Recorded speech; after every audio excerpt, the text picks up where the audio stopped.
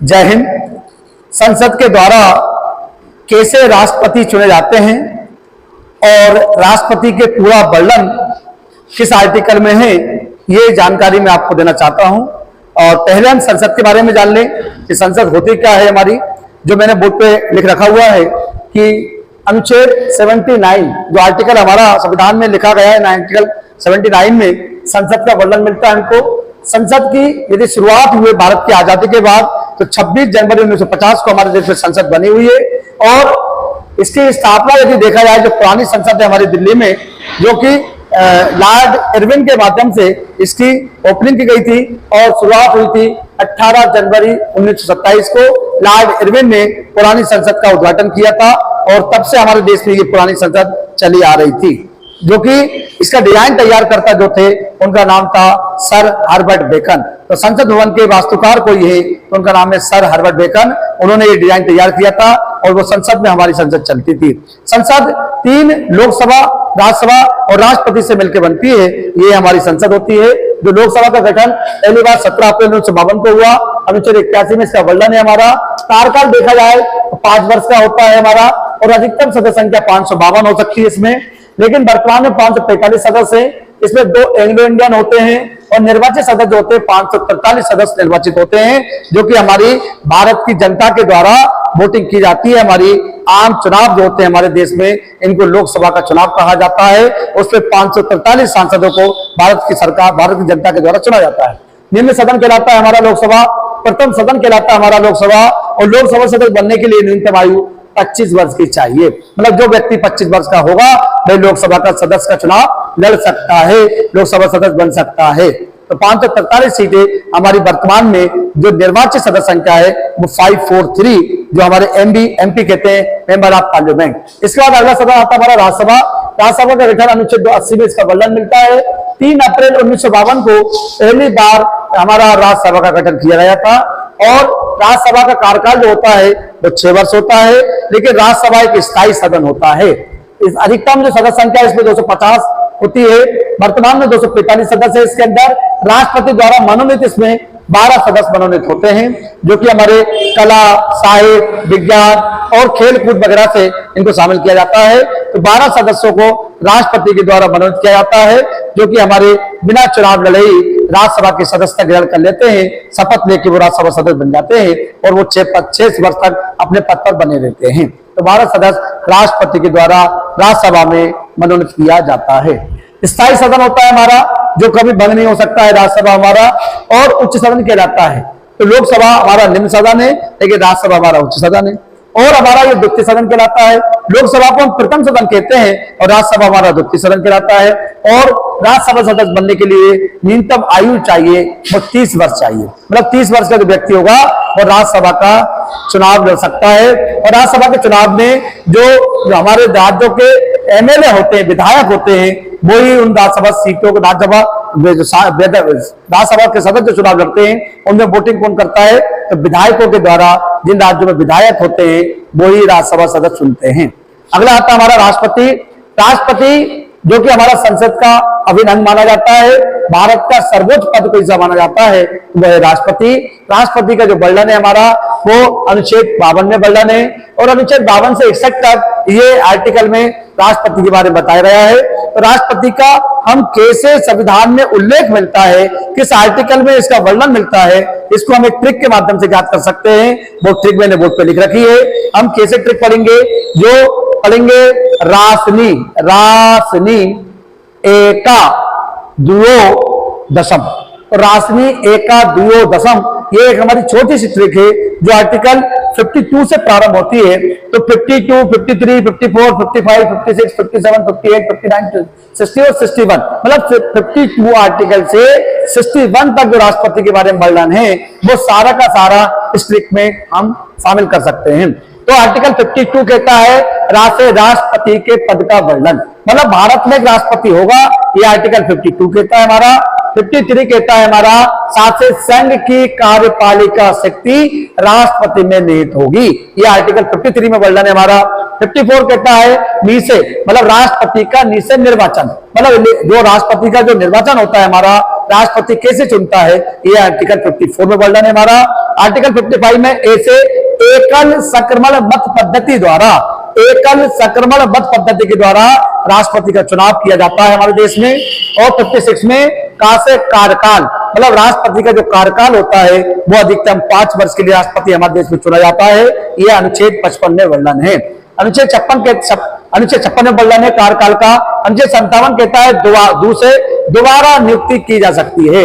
मतलब हमारे देश का संविधान कहता है कि कोई भी व्यक्ति कितनी ही बार राष्ट्रपति बन सकता है, ये आर्टिकल 57 में वर्णन मिलता है। 58 कहता है हमारा योग्यता, राष्ट्रपति की योग्यता का वर्णन हमको 58 में मिलता है। मतलब राष्ट्रपति बनने के लिए क्या क्या चाहिए, राष्ट्रपति बनने के लिए न्यूनतम आयु 35 वर्ष की उम्र हो उसकी, और किसी लोकसभा सदस्य बनने की योग्यता रखता हो, दिवालिया पागल ना हो, भारत का नागरिक हो और किसी लाभ के पद पर ना हो। ये राष्ट्रपति बनने की योग्यता आर्टिकल 58 में हमको मिलती है। 59 कहता है हमारा दशाएं, मतलब दशाएं का मतलब होता है राष्ट्रपति जब कोई चुनाव लड़ता है तो वो किसी सदन का सदस्य नहीं होना चाहिए, लोकसभा का सदस्य या विधान परिषद का सदस्य, वो उससे इस्तीफा देने के बाद राष्ट्रपति के पद पर चुनाव लड़ सकता है। ये दशाओं में इसका वर्णन मिलता है। अनुच्छेद 60 के तहत आर्टिकल 60 में वर्णन है हमारा शासन शपथ। तो राष्ट्रपति शपथ ग्रहण करता है सर्वोच्च न्यायालय के मुख्य न्यायाधीश से। यदि मुख्य न्यायाधीश ना हो तो कोई अन्य न्यायाधीश से भी शपथ ग्रहण कर सकता है। ये आर्टिकल 60 में वर्णन है कि राष्ट्रपति जो होता है सुप्रीम कोर्ट या सर्वोच्च न्यायालय जिसे कहा जाता है या उच्चतम न्यायालय कहा जाता है, मतलब उच्चतम न्यायालय भी हम उसी को कहते हैं, सुप्रीम कोर्ट भी उसी को कहते हैं, सर्वोच्च न्यायालय भी उसी को कहते हैं। मतलब इन तीनों में से कोई भी नाम हो, बात वो एक ही है, उसके जो मुख्य न्यायाधीश होते हैं। अभी वर्तमान में हमारे देश के भारत के सर्वोच्च न्यायालय के जो मुख्य न्यायाधीश है वो हमारे YV चंद्रचूड़ साहब, वो ही शपथ दिला सकते हैं। 61 माह से जो होता है महाभियोग, मतलब राष्ट्रपति पर महाभियोग की कार्रवाई का वर्णन। तो महाभियोग की कार्रवाई का वर्णन 61 आर्टिकल में लिखा हुआ है। मतलब राष्ट्रपति को हटाने का भी अधिकार हमारे संविधान में वर्णन है। तो आर्टिकल 61 के द्वारा हम किसी भी देश के कोई भी व्यक्ति को जो राष्ट्रपति पद पर है उसको यदि वो संविधान का उल्लंघन करता है, संविधान का संक्रमण करता है, तो उसको हटाने का अधिकार आर्टिकल 61 में हमको दिया गया है। संविधान में लिखा हुआ है 61 में कि महाभियोग के माध्यम से राष्ट्रपति को कैसे हटा सकते हैं। अब मैं आपको दो चीज बताने जा रहा हूं, राष्ट्रपति का चुनाव कैसे होता है और राष्ट्रपति को हटाया कैसे जाता है। बाकी चीजें मैंने आपको बताई हैं। तो राष्ट्रपति का चुनाव में कौन कौन भाग लेता है इसको मैं आपको समझा देता हूं। राष्ट्रपति के चुनाव में हम बात करें, राष्ट्रपति के चुनाव में कौन कौन भाग लेता है, तो हम देख रहे हैं लोकसभा में जो निर्वाचित सदस्य होते हैं, लोकसभा में अभी वर्तमान में 545 सदस्य हैं, लेकिन जो दो एंग्लो इंडियन शामिल है इसके अंदर, इनको शामिल राष्ट्रपति के चुनाव में शामिल नहीं किया जाता है, क्योंकि जो दो एंग्लो इंडियन को राष्ट्रपति के द्वारा ही मनोनीत किया जाता है, इसलिए इनको अधिकार नहीं है कि राष्ट्रपति के चुनाव में वोट डाले। इसलिए इनको हटाने के बाद जो हमारी शुद्ध संख्या बचती है, जो निर्वाचित सदस्य बचते हैं, वो 543 बचते हैं। मतलब राष्ट्रपति के चुनाव में 543 लोग, 543 MP, 543 हम बात कर रहे हैं राष्ट्रपति के चुनाव की। तो राष्ट्रपति के चुनाव में जो भाग लेते हैं वो कौन कौन लेते हैं, तो 543 सांसद जो होते हैं हमारे लोकसभा के सदस्य, ये भाग लेते हैं। मतलब राष्ट्रपति के वोट में कौन वोटिंग करेंगे, लोकसभा में 543 सदस्यों के द्वारा राष्ट्रपति को चुना जाता है।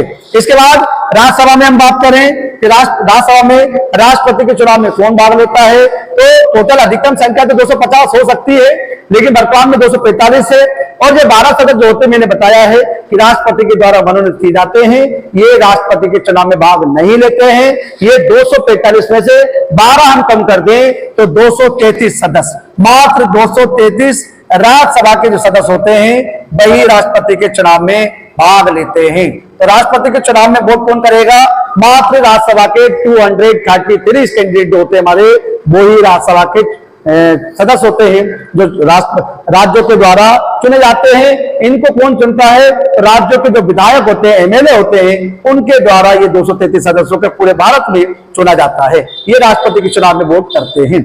इसके बाद हमारे भारत में अभी वर्तमान में 28 राज्य और 8 संघ शासित प्रदेश हैं आज की स्थिति में, लेकिन हमारे देश में 28 राज्यों में जो विधायक हैं हमारे, और 2 केंद्र शासित प्रदेश जो दिल्ली और प्लस पांडिचेरी की हम बात करें, वो केंद्र शासित प्रदेश बोल दो या संघ शासित प्रदेश बोल दीजिए, उनमें मतलब 28 तो हमारे स्टेट हो गए और 2 केंद्र प्रदेश दिल्ली और पांडिचेरी, इनको मिलाकर टोटल 30 हमारे अभी राज्य वर्तमान में हैं। तो 30 राज्यों में अभी जम्मू कश्मीर जो है हमारा, जम्मू कश्मीर पहले आर्टिकल 370 इस पे लगती थी 370 के तहत विशेष राज्य का दर्जा मिला था, तो जम्मू कश्मीर को अब विशेष राज्य के दर्जे से हटा दिया गया है। अब वहां पे 2 राज्य बनाए गए हैं, एक हमारा लद्दाख और दूसरा हमारा जम्मू कश्मीर।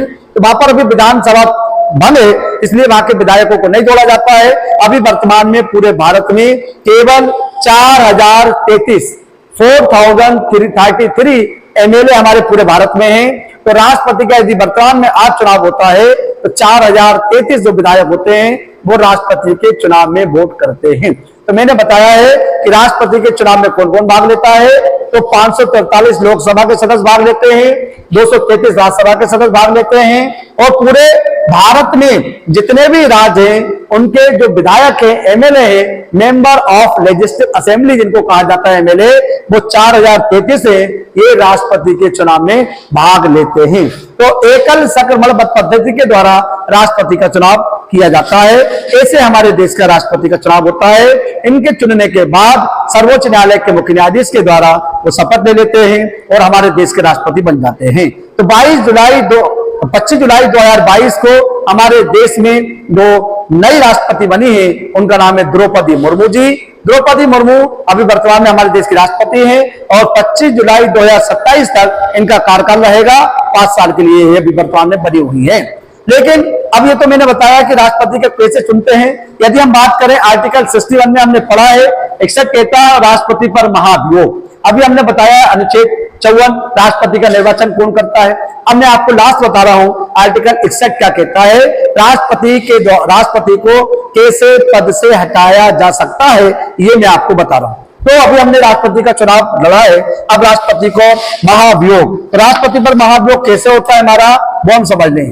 राष्ट्रपति पर महाभियोग, तो राष्ट्रपति पर महाभियोग जो कि आर्टिकल 61 के द्वारा कहा गया है, तो महाभियोग राष्ट्रपति पर लगता है। आर्टिकल 61 में कहा गया है।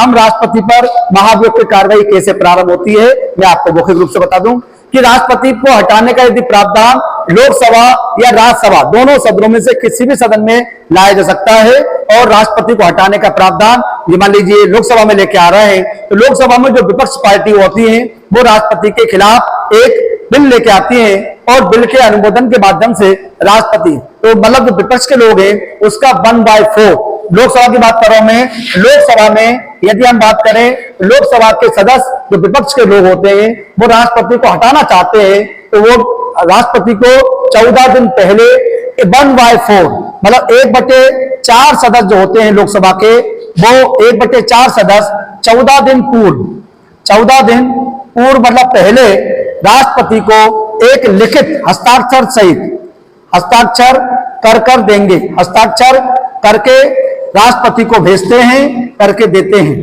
तो 1/4 सदस्य मतलब मैंने क्या कहा, यदि राष्ट्रपति को लोकसभा के विपक्ष में जो सदस्य होते हैं, जो पार्टियां होती हैं, वो राष्ट्रपति को हटाना चाहती हैं, तो उसके 1/4 सदस्य 1/4 सदस्य जितने भी लोकसभा के कैंडिडेट होते हैं तो उसका 1/4 सदस्य लिखित सूचना देंगे राष्ट्रपति को, 14 दिन पहले देते हैं कि हम आप पर महाभियोग की कार्रवाई करने जा रहे हैं। ये 14 दिन पहले राष्ट्रपति के पास ये जाता है, राष्ट्रपति पर जो महाभियोग की कार्रवाई शुरू हो रही है उसका अनुमोदन करते हैं 1/4 सदस्य। इसके बाद हस्ताक्षर करके वो राष्ट्रपति के पास जाता है। राष्ट्रपति ने यदि अपने पद का कोई दुरुपयोग नहीं किया है, हो सकता है राष्ट्रपति इनके आवेदन पर निवेदन पर कोई प्रतिक्रिया नहीं देता है, तो फिर लोकसभा के जहां से प्रतिवेदन गया है राष्ट्रपति के खिलाफ, तो 14 दिन बाद वो बिल हमारा लोकसभा में पेश किया जाता है। जो राष्ट्रपति पर महाभियोग की कार्रवाई का जो प्रस्ताव है वो पेश किया जाता है हमारे लोकसभा में, और फिर वो लोकसभा में यदि 543 सदस्य का 543 का मतलब जिस दिन उस दिन कितने लोग सदस्य मौजूद हैं, ये तो निर्वाचितों की अधिकतम संख्या है हमारे देश के लोकसभा में, लेकिन हो सकता है उस दिन 400 सदस्य हो। तो जिस दिन राष्ट्रपति पर महाभियोग का प्रस्ताव लोकसभा में पेश हो रहा है उस दिन की मैं बात करता हूं। यदि ये मिनिमम मान लें कि 543, तो ये अधिकतम संख्या है, इसी का आप समझ लीजिए 2/3 सदस्य, 2/3 निकालेंगे आप लोग तो ये लगभग आएगा हमारे पास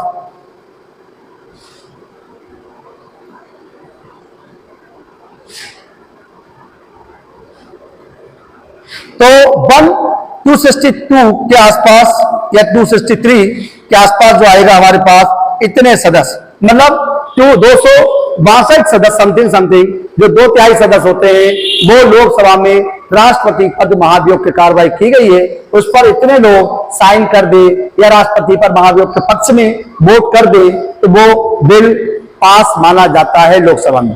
तो लोकसभा में जब ये बिल पास हो जाता है, मतलब राष्ट्रपति पर जो महाभियोग का प्रस्ताव है ये लोकसभा में पास हो गया, तो ये लोकसभा से जाकर अब राज्यसभा में जाता है। राज्यसभा हमारा उच्च सदन माना जाता है और यहाँ पर जब जाता है राष्ट्रपति पर जो महाभियोग का प्रस्ताव है लोकसभा से पास होकर वो राज्यसभा में जाता है। तो राज्यसभा को लगता है कि ये प्रस्ताव पर जांच करवाना चाहिए, तो वो जांच करवा सकता है या जांच कर सकता है। यह हमारा संविधान में लिखा हुआ है कि लोकसभा से बिल जब पास होकर आता है महाभियोग का, तो राष्ट्रपति को अधिकार और राज्यसभा के सदस्यों का अधिकार होता है कि उस बिल पर वो जांच करें या जांच करवाएं। यदि राज्यसभा को भी लगता है कि राष्ट्रपति ने अपना पद का दुरुपयोग किया है, संविधान का उल्लंघन किया है, तो वो बिल यहाँ राज्यसभा में रखा जाता है। और यहाँ के भी अभी वर्तमान में जो 233 सदस्य है हमारे जो निर्वाचित सदस्य हैं, इसका 2/3 सदस्य, तो 233 का यदि हम निर्वाचित सदस्यों की संख्या 2/3 निकालेंगे तो यह जाएगा लगभग हमारे पास 154 सदस्य प्लस 1 कर दें तो 155, तो लगभग 155 सदस्य, मतलब जितने भी सदस्य उस दिन मौजूद हो, उस दिन की बात कर रहे हैं हम, जिस दिन राष्ट्रपति पर महाभियोग का प्रस्ताव राज्यसभा में रखा जा रहा है, उसका 2/3 सदस्य 2/3 सदस्य ना, वो सदस्य यदि महाभियोग पर प्रस्ताव को स्वीकार कर देते हैं या वोट डाल देते हैं राष्ट्रपति के खिलाफ, तो वो बिल भी आप पास माना जाता है। राज्यसभा में पास हो जाता है वो बिल, पहले लोकसभा में 2/3 बहुमत से पास हुआ, फिर वो राज्यसभा में 2/3 बहुमत से पास हुआ, और वो दोनों सदनों में जब पास हो जाता है राष्ट्रपति को अपने पद से इस्तीफा देना पड़ता है। राष्ट्रपति को अपने पद से इस्तीफा देना पड़ता है। पहले दोनों सदनों में महाभियोग बिल पास हो गया तो राष्ट्रपति को इस्तीफा देना होगा, मतलब राष्ट्रपति को हटाने में विधायकों का कोई योगदान नहीं होता है, केवल राष्ट्रपति को चुनने में एमएलए मदद करते हैं। ऐसे हमारे राष्ट्रपति को चुना जाता है। तो मैंने बताया राष्ट्रपति को चुनता कौन कौन है, लोकसभा के 543 सदस्य, राज्यसभा के 233 सदस्य और पूरे भारत में जितने भी एमएलए हैं 4033 एमएलए विधायक जिनको कहा जाता है, इतने लोग राष्ट्रपति को चुनते हैं। लेकिन हटाने का अधिकार लोकसभा के सदस्यों को है और राज्यसभा के 2/3 सदस्यों को है, मतलब ये दोनों सदन मिलकर राष्ट्रपति को हटा सकते हैं। ये मैंने आपको बताया है, जानकारी दी है, राष्ट्रपति को कैसे चुनते हैं, राष्ट्रपति को कैसे हटाते हैं। यदि आपको ये वीडियो पसंद आया हो, शेयर करिए, सब्सक्राइब करिए, लाइक करिए, और आप यदि स्क्रीनशॉट लेना चाहते हैं तो इसका ले सकते हैं। मिलते हैं अगली क्लास में। जय हिंद।